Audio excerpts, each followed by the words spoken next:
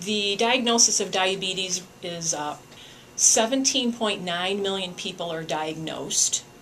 The scary number is 5.7 million people are walking around with diabetes that is undiagnosed, and then 57 million people have pre-diabetes, meaning they're not quite diabetic yet, they're just kind of sitting on that hump, and they can either make lifestyle changes, which is what our program hopefully will help them do, or if they choose not to make lifestyle changes, then they will kind of delve in and be the type 2 diabetic within about 3 years.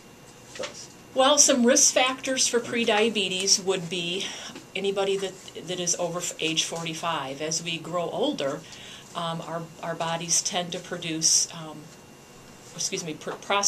glucose a little less effectively. Another risk factor for type 2 diabetes is that family history of diabetes.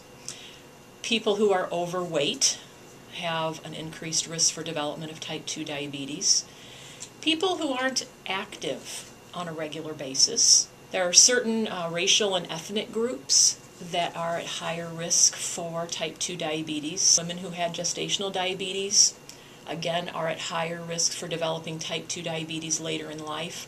Or if they weren't screened for gestational diabetes while they were pregnant, but they did have a baby who weighed more than 9 pounds at birth, again, that puts that mom at higher risk for developing type 2 diabetes later on.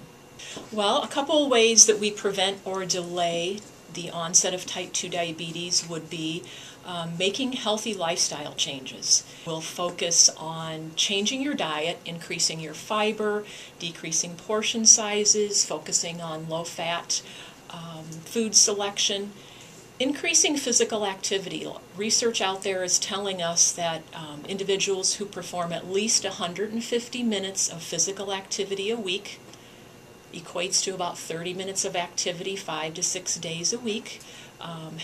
That helps decrease the risk of type 2 diabetes. Another big focus, and again one that our Sweet Solutions program will focus on, is maintaining a healthy weight.